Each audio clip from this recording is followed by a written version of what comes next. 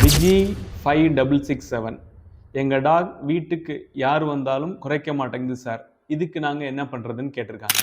உங்கள் டாகுன்னு இல்லை, ஜென்ரலாகவே ஒரு டாக் குலைக்கலைன்னா அதுக்கு 3 ரீசன்ஸ் இருக்குது. Number 1, lack of socialisation. உங்கள் டாகை சின்ன வயசுலேயே நீங்கள் வீட்டுக்குள்ளேயே கட்டி போட்டு வச்சுருந்தீங்கனாலோ, இல்லை வெளியில் நிறைய டைம் பப்பியாக இருக்கும்போது கூட்டிகிட்டு போய் மற்றவங்களோட பழக விடாமல் வச்சுருந்தீங்கனாலோ இந்த மாதிரி நடக்க வாய்ப்பு இருக்குது. இதை நம்ம அவாய்ட் பண்ணுறதுக்கு சின்ன வயசுலேருந்தே உங்கள் பெட்ஸை மக்களோட சோஷியலைஸ் பண்ணிக்கிறது ரொம்ப நல்லது. நம்பர் 2, சம்டைம்ஸ் ஃபியர், ஆன்சைட்டி இல்லை ஹெல்த் ப்ராப்ளம் இருக்கிறதுனால கூட டாக் சடனாக குலைக்கிறத நிப்பாட்டிருக்கலாம். நல்லா குலைச்சிட்டு இருந்த டாக் திடீர்னு குலைக்கிறத நிப்பாட்டிட்டா கண்டிப்பாக ஹெல்த் இஷ்யூஸ் இருக்கும். உங்கள் வெட்டிட்ட செக் பண்ணிக்கோங்க. இல்லை அடிக்கடி பயந்து போய் கீழே உட்காந்துட்டான்னா பிஹேவியர் ட்ரைனிங் இல்லைன்னா சோஷியலைசேஷன் ட்ரைனிங் கண்டிப்பாக அதுக்கு தேவை.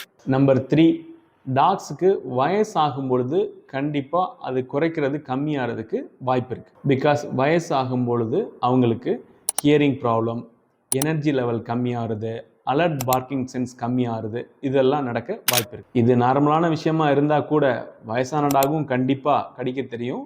ஸோ அசால்ட்டாக இருந்துடாதீங்க.